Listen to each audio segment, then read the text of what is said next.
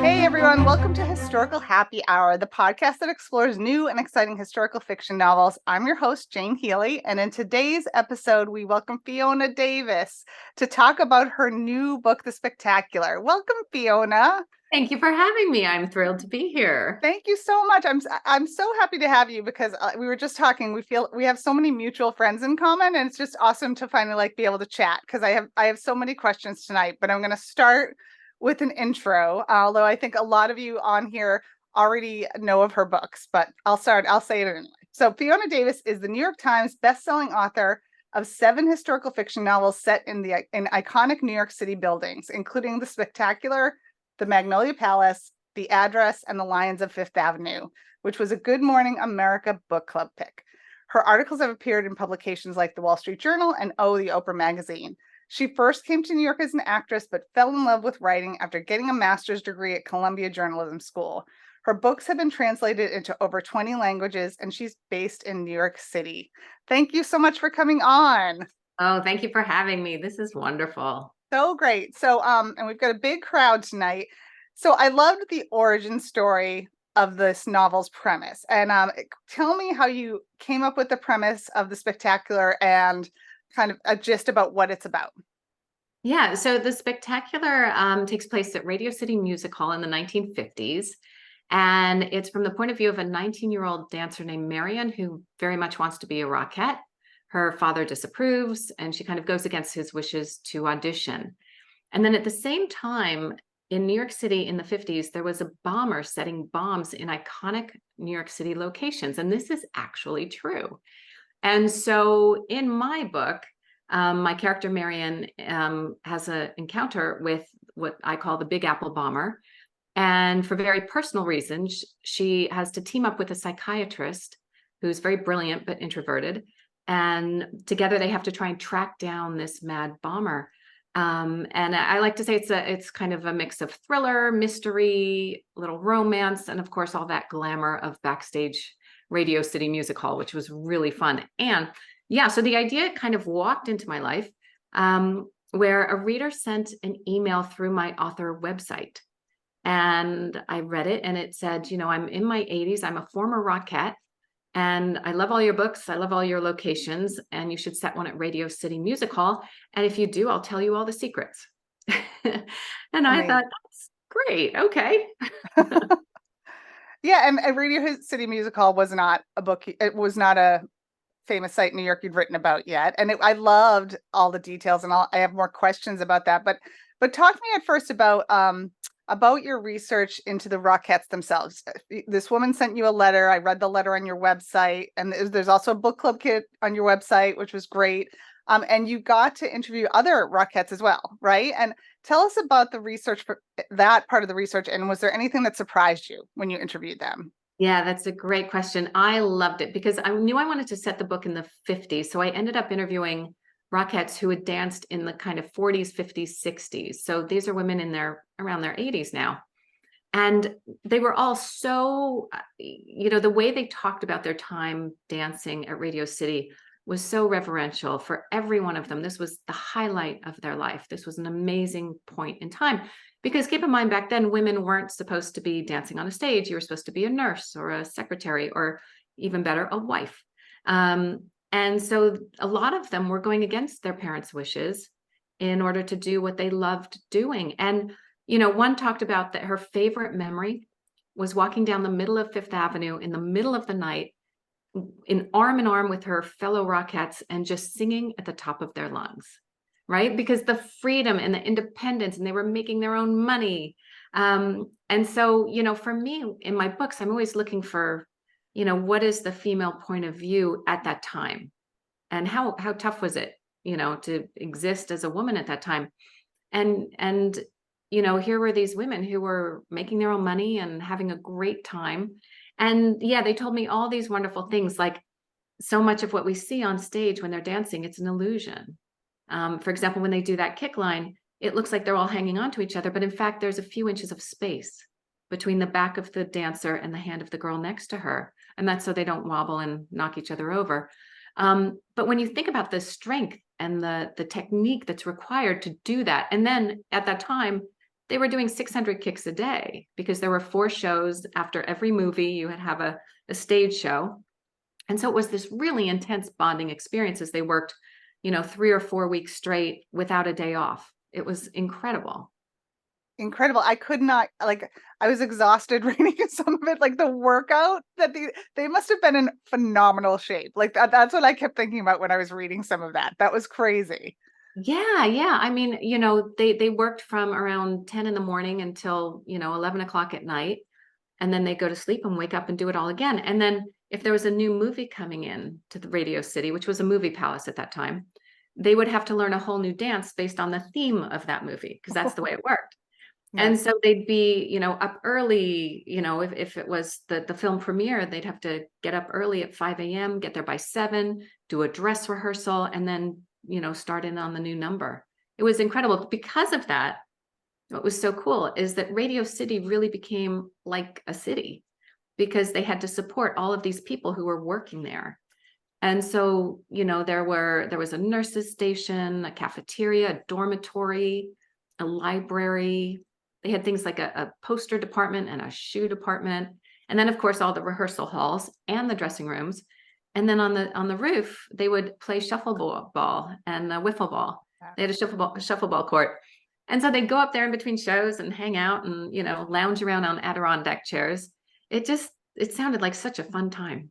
It sounded so fun. And that actually is a good segue into my next question, because Radio City Music Hall itself almost feels like another character in the book. And so talk to me about the kind of research you did to create such an immersive sense of place. Because you just felt it, and and you felt the energy, and that it was kind of a city, because these girls, I mean, they had other places they stayed, and we'll talk about that, but they were there all the time.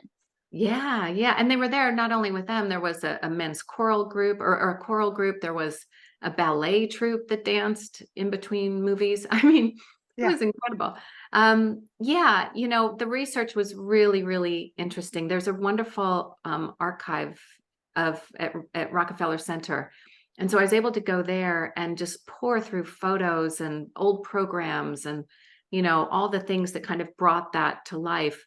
I found this really great kind of black and white 5-minute film on the life of someone working at Radio City Music Hall.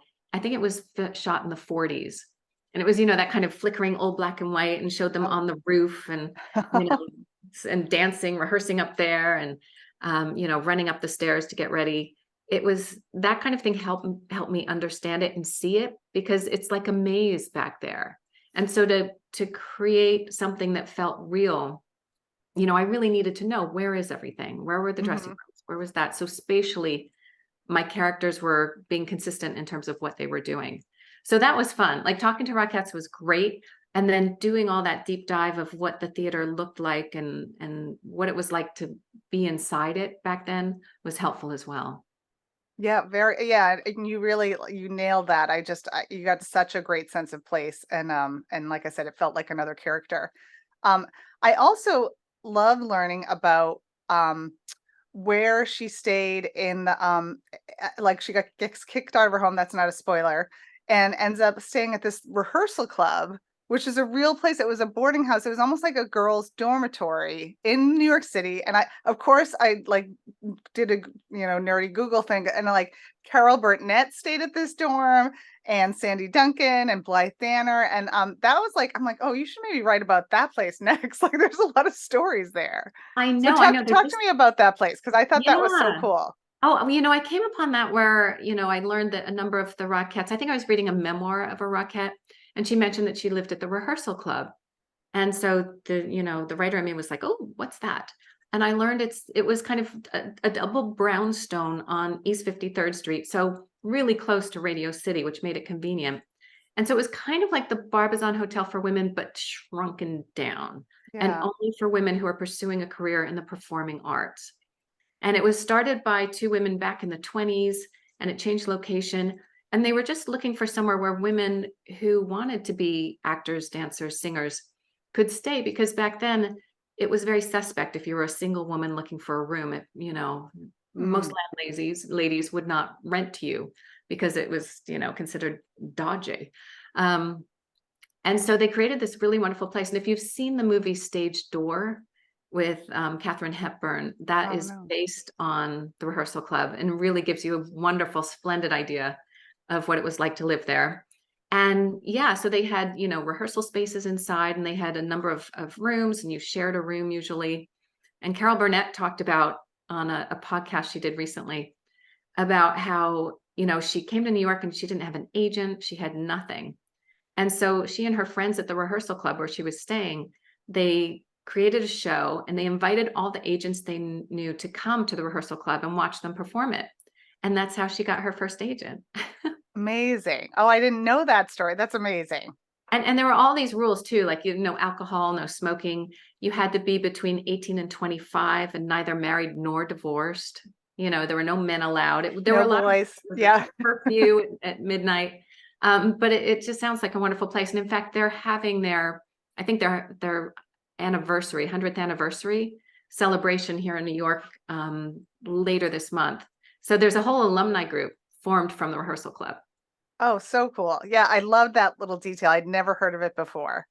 Um, I'm obsessed with true crime podcasts, and one other fascinating aspect of this story that is based, I mean, you fictionalize it, but it's based in fact, is the story of the mad bomber in the 1950s in New York, and also how this psychiatrist, James Russell, was the kind of the pioneer of criminal profiling, which I thought was such a cool idea and premise to weave into the story. So talk to me a little bit about the fiction, the fact behind the fiction here.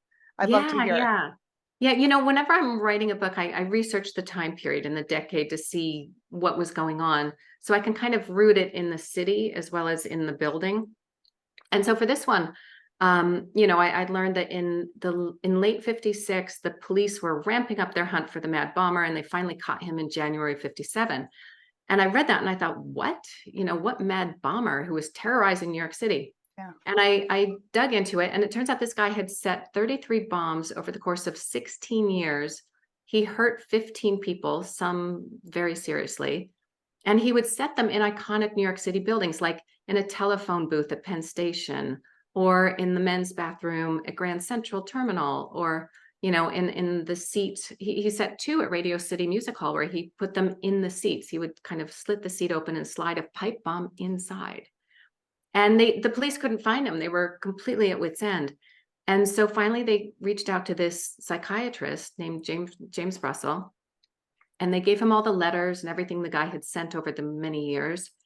And he looked at it and he said, I think you're looking for a guy who's between 40 and 50. He said he'll be very methodical and very well dressed. He said he'll probably be living with an older female relative. He'll be Roman Catholic from Eastern Europe. And then the kicker was, he said, when you find him, he'll be wearing a double-breasted suit and it will be buttoned. And we won't give anything away, but the science of criminal profiling was born from this. And he went on to travel all over and kind of teach other law enforcement officers about how it worked. And there's a wonderful book out on it called Incendiary by a guy named Michael Cannell. And that for me was such a helpful thing to read, because it really, gave a lot of details that I could round out. In my book, I call him the Big Apple Bomber, and I've changed some things simply because I had to. Mm-hmm. But you'll get a sense of what it was really like. And no one I knew here in New York had heard of him. No, that was an extraordinary piece of history too. Yeah, so interesting. So this is a dual narrative. I'm always interested in structure of story, and it takes place in the 1950s and the 1990s, and goes back and forth. Was that your original plan, or did that kind of evolve from the writing? That evolved a little. Well, the plan was to have it be kind of in the voice of a Rockette who's looking back on her life. But in an early draft, and in fact, I think on like some of the, how they do inserts on the last book where they include the first chapter of the next book. Mm-hmm. Some of those had an early draft where the woman is in her 70s or 80s. And later on, I changed it so that she's now in her 50s. But she's this woman, she's looking back on her life and what happened. And then she has flashbacks to the memory. So most of the book does take place in 56. And I knew I wanted that to happen because as a thriller, I needed to have kind of that straight shoot. You know, I Mm-hmm. didn't want to jump back and forth too much. So it's less jumping back and forth than my other books. There may be 4 or 5 chapters. And then it kind of all wraps up at the end in a way that I hope is, you know, kind of bittersweet, but also is satisfying. Mm-hmm. I think it was, yes. So tell me more about Marion, the main character. She's a protagonist. She goes against her father's wishes, and joins the Rockettes. She kind of tries out on a whim. Was she a composite of the different women you talked about, and I mean that you talked to, that you interviewed, and what is your character development process like in your writing? Yeah. So what I do is I do all that research for about 3 or 4 months. It takes me about a year and a half to write a book these days. And so I do all that research and I get ideas for who this character could be. And so, you know, I started thinking all these Rockettes were talking to me about how their parents disapproved. And I thought, okay, that's a great obstacle for a character to have. And that's what I'm looking for. I'm looking for a character who's sympathetic, but has things just thrown in her way that she has to overcome. And then I learned about the Big Apple bomber, and that began to kind of change her trajectory a little bit in terms of who she was and what she wanted, and then filling out her family around that. So it's really finding that first character, finding out what are her strengths, what are her weaknesses, what's her goal, and then what can I put in the way, so she Yeah. can't have it, which is kind of cruel. But one of the things that I was really inspired by was an actual Rockette named Vera Ellen. I think I have that right. Vera Ellen. And she was a Rockette when she was very young. And she just couldn't fit in. She was just bigger than all the other dancers. She was more expressive. And, you know, as a Rockette, you are in a precision dance troupe. And there is no room for individuality. Mm-hmm. And so this woman, you know, this dancer was having a hard time fitting in. And the guy who ran it said, you know, you have a couple weeks to get it together. And she finally quit before she got fired, went on to a fantastic film career. So she did very well for herself. But I was really intrigued by that idea of, you know, how do you pull yourself back? If you're tend to be larger than life and, you know, your job description is to fit in, how do you do it? And what are the constraints? And when is it a good idea to fit in and toe the line? And when is it a good idea to kind of break free and have your voice heard? And so that's a theme that really goes throughout the book and really starts with Marion in the very beginning. Mm-hmm. Yeah, definitely. And so I was this is one of the books that is so visual. It was very cinematic to me. And so are there any plans for it to become a movie? And if there were, even if there aren't, who do you picture as Marion? Oh, that's good. Yeah, you know, there's been some lovely interest, but then of course the strike hits, so we'll see what Yeah. happens. And yeah, you know, my problem is I'm in my 50s, so all of my references are from the 80s, Yeah. like, Same. right? Like that's who I imagine is all my 80s actresses. So to be honest, like a 20-something Elizabeth Shue to me Mm-hmm. would be great for this role. Yep. You know, that kind of thing where you're just gorgeous and bubbly. And, you know, I wanted her to be a very strong contrast to Peter, the psychiatrist who's helping her out, who's introverted and smart, but, you know, very kind of closed off. I wanted her to just be, you know, bursting with life. Mm-hmm. And that was really fun to try and do that. Yeah, definitely. So I always ask some questions about the process, and then I can take some questions from the audience. So if you have questions for Fiona, you can put them in the chat or in the Q&A, and I'll field them after I ask these questions.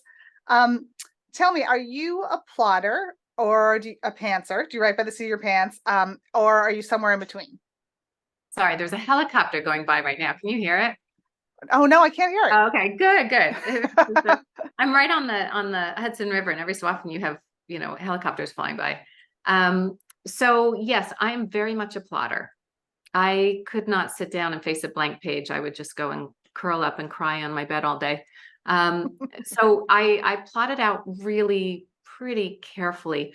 And I did that from the beginning because when I first thought, oh, you know, it'd be fun to try and write a dual timeline historical novel, is I found those that I loved and I studied their structure and wrote out, okay, what's going on? Is the action rising or falling? You know, what are the high points? How are they making these choices?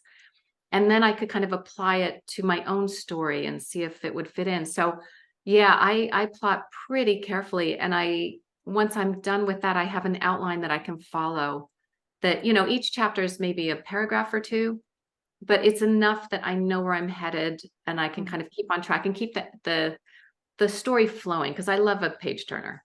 And Mm-hmm. so that's a way I think to do that versus kind of meandering and finding it.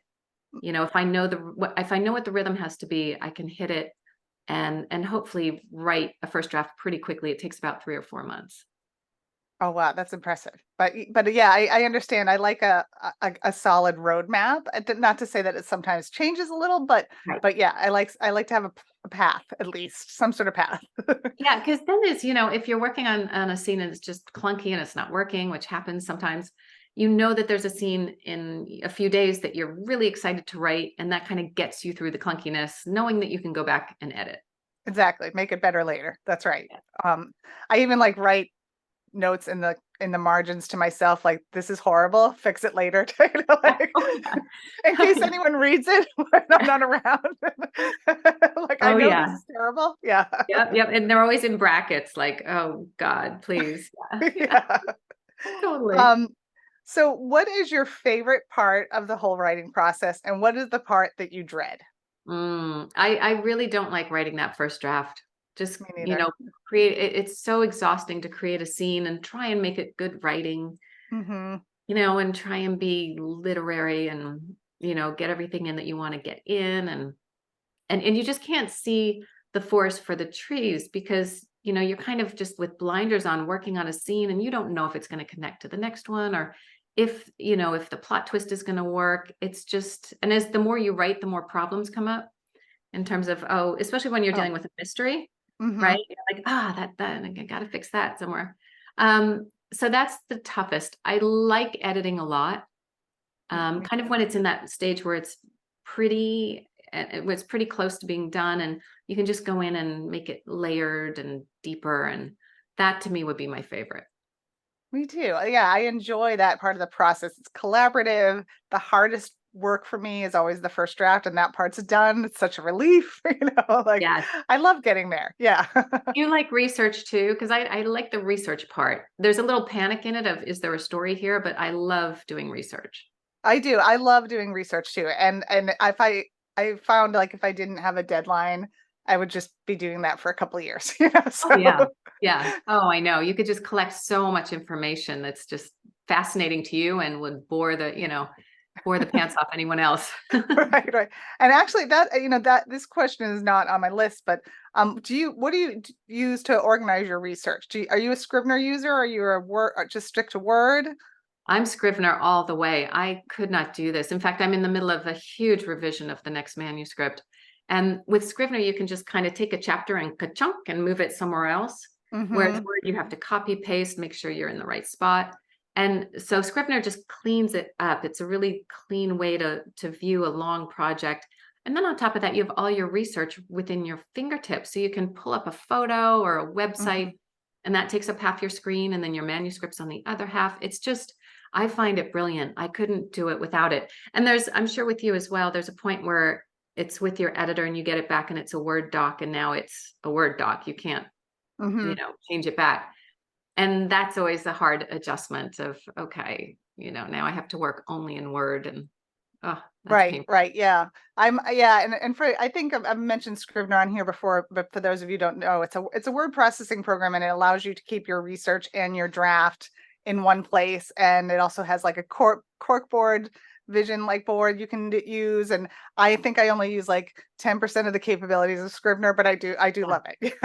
Same here, same here. And there's you have a notes section kind of off to the right on your screen. And so, if there's something global that you have to deal with later in your manuscript, you can just scribble a quick note, and it's Hmm. just there right in front of you. It's just brilliant. Whoever invented it, And not that expensive, which I can't even believe sometimes either. Yeah. yeah, yeah, exactly. So you have proven staying power in the publishing industry, which is not easy at all. And I know we have some aspiring authors in the audience. What's the best advice you can give them about writing and getting published?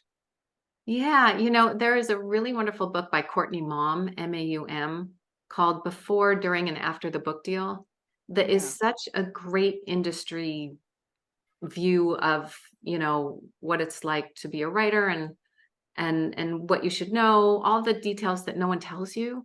Um, Hmm.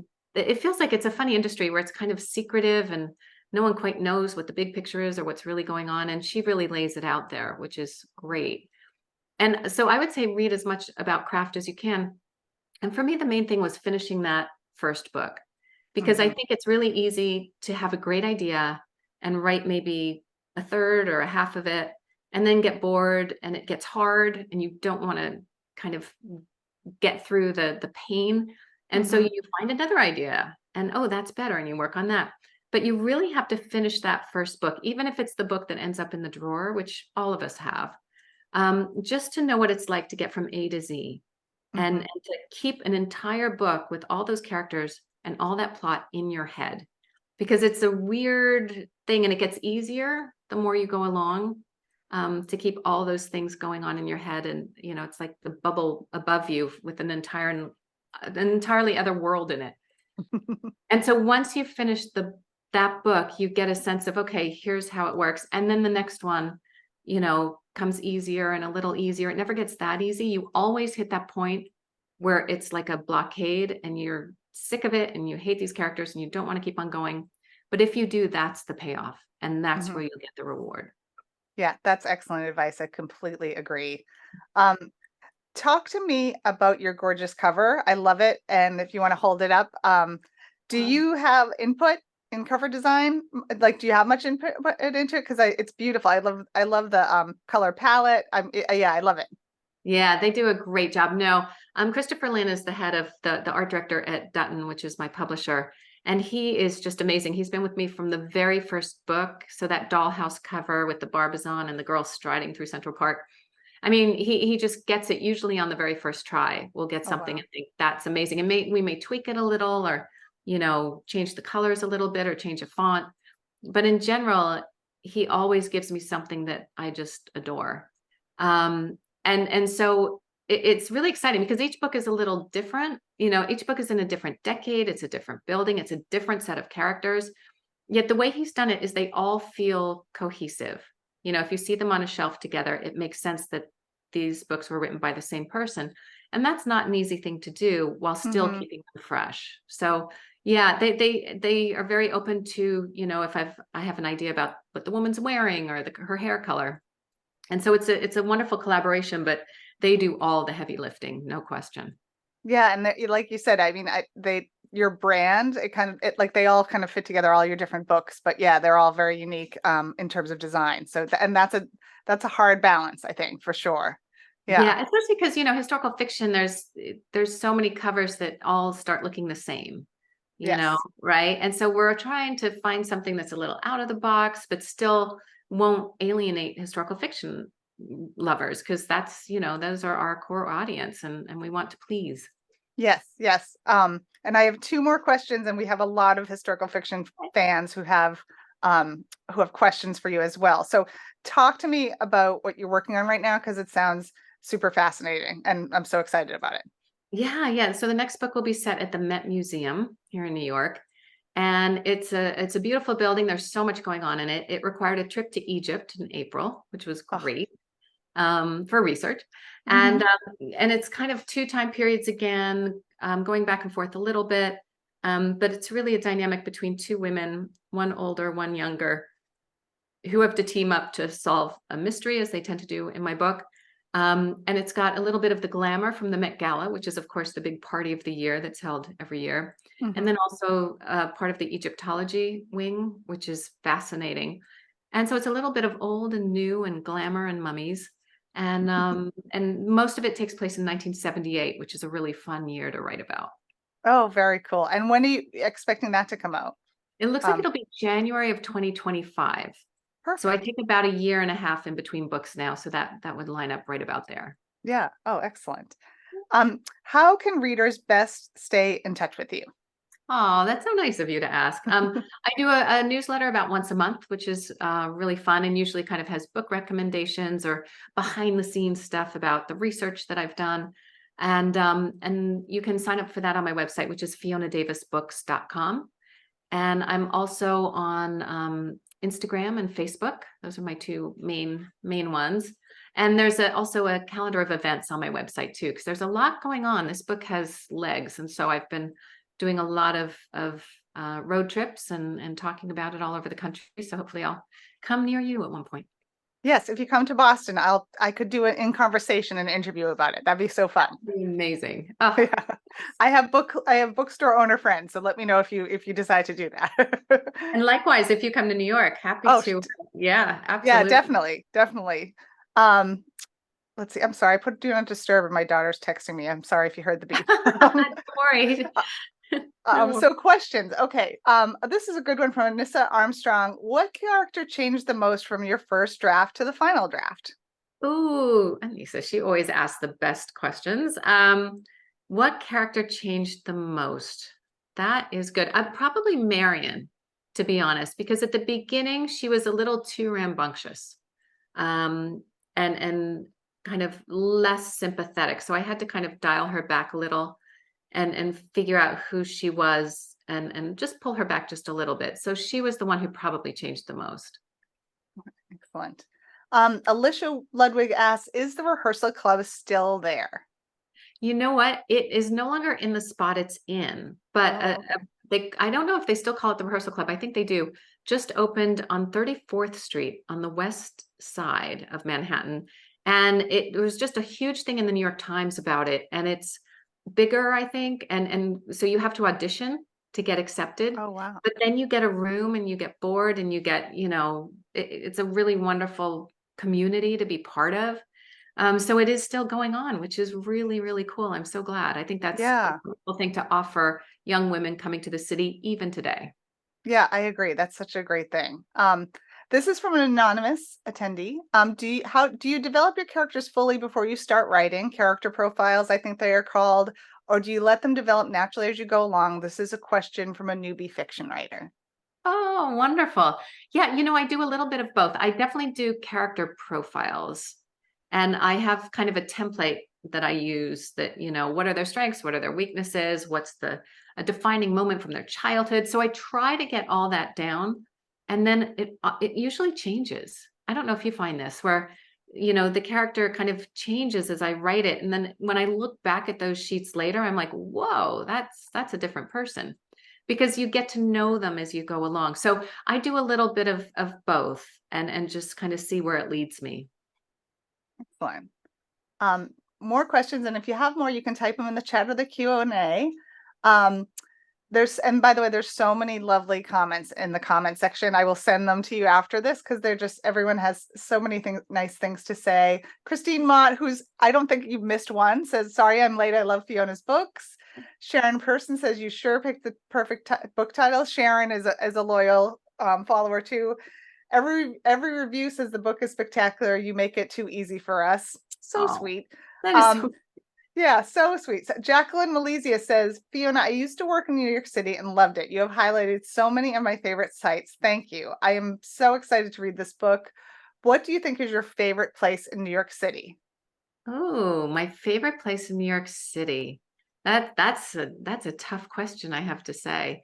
One of my favorite kind of secret places is at Grand Central Terminal. And if you read the book, The Masterpiece, there's a scene that takes place in the 1920s in what's called the Campbell apartment, which was an apartment. It was an office for one of the directors of the Grand Central Terminal company. And then later in the 1970s in my book, it's a police holding cell where they would throw all the drunk guys who came off a train. They'd throw them in and they kind of put up bad paneling and just, it had been this beautiful, beautiful space and they just kind of wrecked it. And now it's called the Campbell Bar. And it's up a secret set of stairs. You have to go outside the terminal. And the stairs are located on the southwest corner. And there's kind of an inscription in the stone, to the Campbell Bar. And you follow these steps up and you open the door and it's like you've stepped back in time. And there's antique rugs, this huge fireplace. There's a balcony. There's these beautiful stained glass windows and a beautiful wood bar. And it's kind of dark and cozy. It's just a really great secret that most people don't know about. So that's one of my favorite places in New York. Oh, that's a great tip. I love places like that. And I haven't been to New York in too long, so I'm gonna remember that one. That's so cool. Oh yeah. Um, so and Anissa, you know what? She has a question that I meant to ask you. Tell us about the Thursday authors. Oh, that's nice.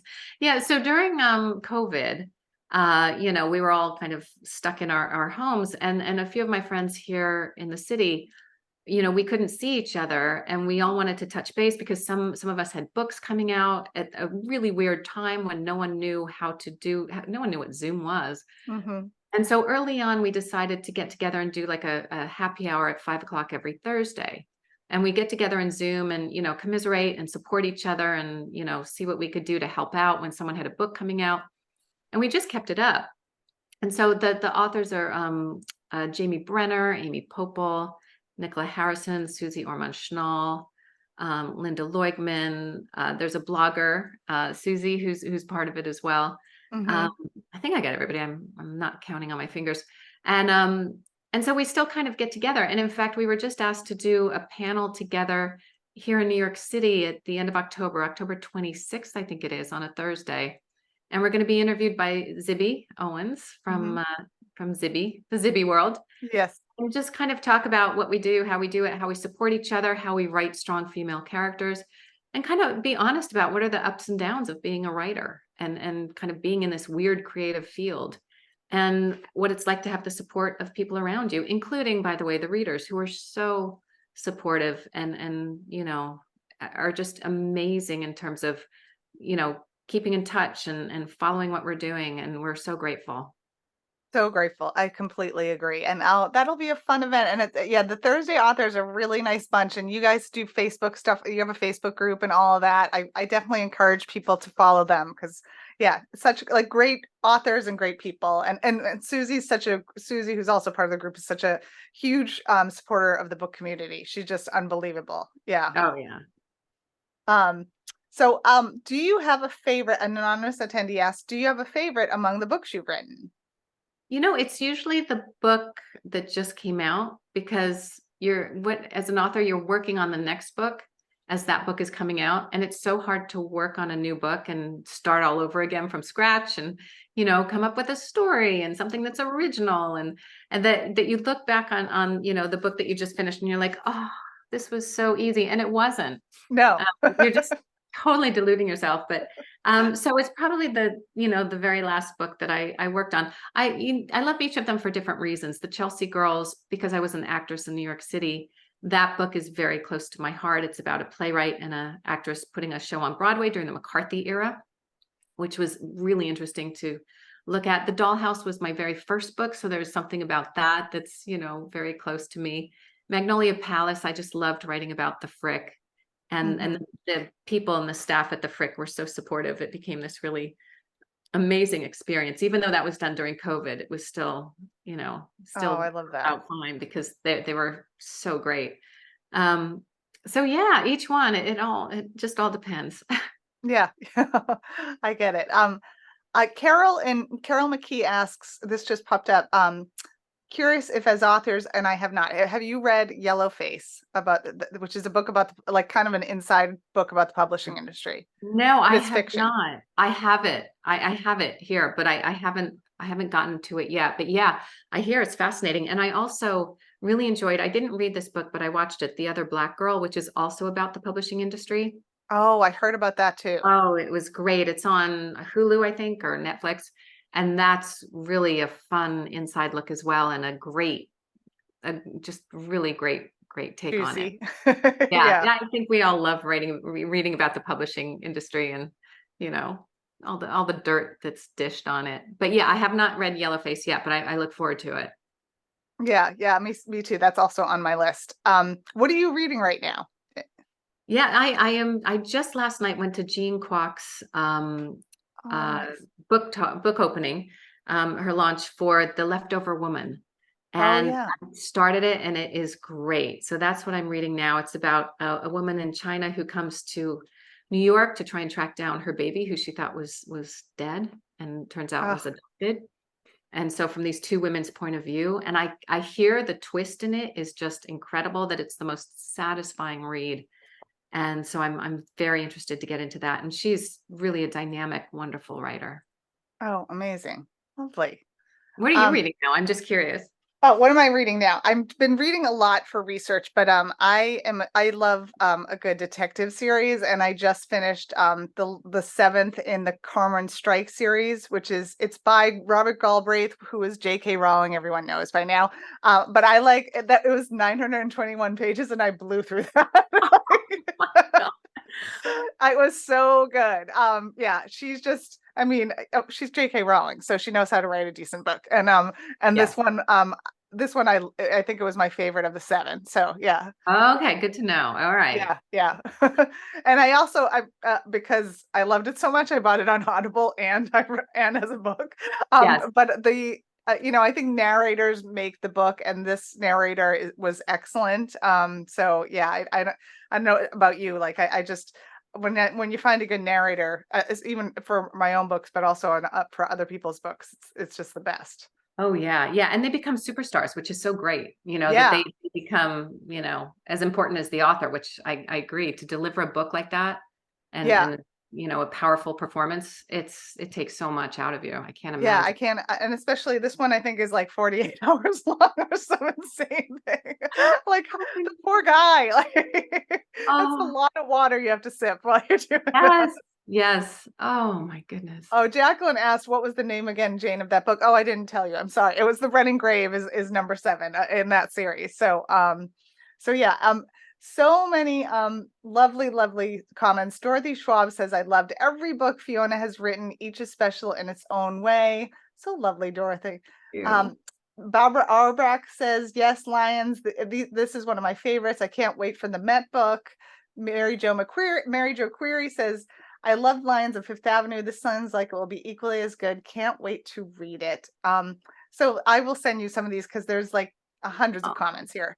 But I want to thank you again for taking the time. I know you're busy with the new draft and with the schedule for this one, but it's so lovely to finally kind of meet you, not in person, but kind of in person. So yes, no, thank you so much for this. It really is just a great opportunity and yeah, anything you need, I'm there for you.